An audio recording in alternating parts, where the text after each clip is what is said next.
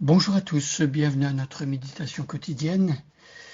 J'espère que comme moi, vous appréciez la méditation de ce livre des Actes des Apôtres, notamment le chapitre 1. J'espère que par ces paroles, le matin ou au moment où vous les entendez, j'espère que Dieu vous touche et que vous êtes instruit dans la parole de Dieu et ici, plus particulièrement dans le plan de Dieu pour la mission. Alors, on a dit ces derniers jours que, oui, Luc, qui est un disciple qui a été touché par l'Évangile lors des voyages de Paul, Luc qui n'est pas un juif, le seul auteur du Nouveau Testament qui est grec, Luc a rassemblé des documents, il a parlé avec des témoins oculaires pour pouvoir raconter à son ami Théophile, qui est sans doute en recherche, qui cherche à comprendre à quoi correspond la foi chrétienne. Luc donc lui explique comment s'est passé le développement de l'Église de Jésus-Christ après la mort et la résurrection de Jésus, lorsque Jésus est monté vers son Père et lorsqu'il s'est assis à la droite de Dieu et qu'il a envoyé le Saint-Esprit sur ses disciples comme il avait promis.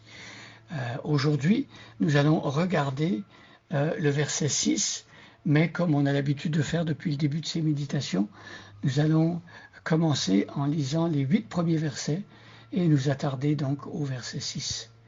Théophile, j'ai parlé dans mon premier livre de tout ce que Jésus a commencé de faire et d'enseigner dès le commencement, jusqu'au jour où il fut enlevé au ciel, après avoir donné ses ordres par le Saint-Esprit aux apôtres qu'il avait choisis. Après qu'il eut souffert, il leur apparut vivant et leur en donna plusieurs preuves, se montrant à eux pendant 40 jours et parlant des choses qui concernent le royaume de Dieu. Comme il se trouvait avec eux, il leur recommanda de ne pas s'éloigner de Jérusalem, mais d'attendre ce que le Père avait promis, ce que je vous ai annoncé, leur dit-il. Car Jean a baptisé d'eau, mais vous, dans peu de jours, vous serez baptisés du Saint-Esprit. Alors les apôtres réunis lui demandèrent, Seigneur, est-ce en ce temps-là que tu rétabliras le royaume d'Israël?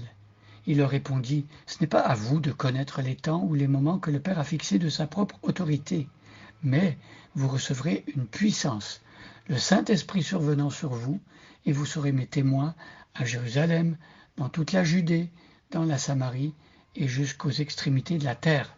Je m'arrête ici et nous revenons sur le verset 6. Alors, juste pour rembobiner un petit peu, on a vu hier que Jésus a expliqué que Jean a baptisé d'eau, le baptême de Jean, un baptême de repentance, un baptême pour signifier qu'on était touché parce qu'on avait désobéi à Dieu et qu'on était motivé pour retourner à Dieu. Donc c'était le baptême de Jean, Jean qui est le Jean-Baptiste, le précurseur du Messie, qui est annoncé dans les livres de l'Ancien Testament, dans le chapitre 40 du livre d'Ésaïe et Malachie chapitre 3 également. Donc Jean a baptisé d'eau et on avait vu que ici Jésus annonçait que dans peu de jours, et notamment il s'agira d'une dizaine de jours, vous serez baptisés du Saint-Esprit. Alors ici il parle de la Pentecôte. Alors il faut savoir que entre la résurrection de Jésus et l'ascension, il se passe 40 jours où Jésus apparaît à ses disciples, et entre l'ascension, le retour de Jésus vers son Père et la Pentecôte, il y a une dizaine de jours, et donc en obéissance aux paroles de Jésus, les disciples ont attendu dans la chambre haute une dizaine de jours avant de recevoir justement le don de Dieu, le Saint-Esprit. Alors, pendant les 40 jours, on avait vu que Jésus enseignait à ses disciples qu'est-ce que c'est que le royaume de Dieu. Il leur a parlé du royaume de Dieu. On a vu au verset 3, pendant 40 jours, il leur a parlé des choses qui concernent le royaume de Dieu. Et donc ici, au verset 6, les disciples reviennent sur cette question du royaume de Dieu. Les apôtres réunis lui demandèrent à Jésus, Seigneur, est-ce en ce temps-là que tu rétabliras le royaume d'Israël?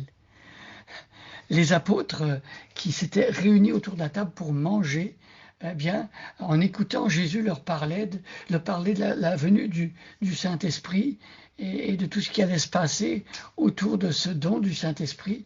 Et les apôtres pensent sans doute que c'est à ce moment-là que le monde va arriver à son terme, que le peuple d'Israël va connaître un âge d'or comme ce qui s'est passé à l'époque de David et de Salomon. C'est vrai que même pendant qu'il était sur la terre, avant sa crucifixion et sa résurrection, Jésus a beaucoup parlé du royaume de Dieu. Il y a tout un chapitre de l'évangile selon Matthieu, le chapitre 13, où Jésus donne des paraboles pour expliquer à ses disciples quel est ce royaume et quelle nature il a, à quoi il ressemble. Mais les disciples ont beaucoup de mal, d'ailleurs comme les pharisiens de l'époque de Jésus, à se défaire d'une idée qu'ils ont que voilà, le Messie doit venir et être une sorte de David et de Salomon et d'établir un royaume terrestre pour Israël. Et c'est sans doute à cela que les disciples font référence ici. Est-ce en ce temps-là que tu rétabliras le royaume d'Israël, un royaume terrestre, un royaume national, et donc le Seigneur va leur expliquer que le royaume de Dieu n'est pas cela. En fait, dans le verset qui va suivre, dans les prochains versets 7 et 8, on va voir que le royaume que Jésus vient établir ne se limite pas au territoire d'Israël. En fait, le Seigneur va dire que les disciples vont être des témoins à Jérusalem, dans toute la Judée, dans la Samarie, jusqu'aux extrémités de la terre. Donc c'est un royaume qui doit s'élargir et qui doit toucher jusqu'aux extrémités de la terre, jusqu'au bout du monde.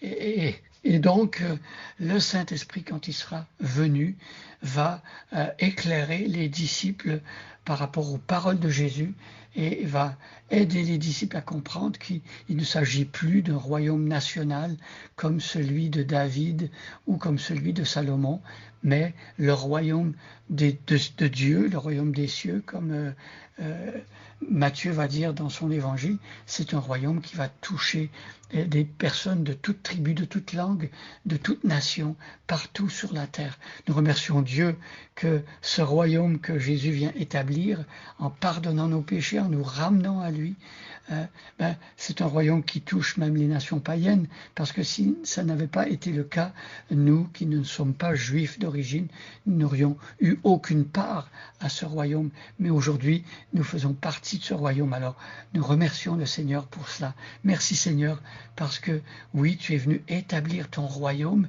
en envoyant ton Saint-Esprit qui nous a donné un cœur nouveau, qui nous a fait entrer dans la famille de Dieu, qui nous a fait comprendre quelle valeur a Jésus-Christ, son sacrifice, comment Jésus nous transforme et comment il nous fait entrer dans la nouvelle alliance par sa mort et sa résurrection.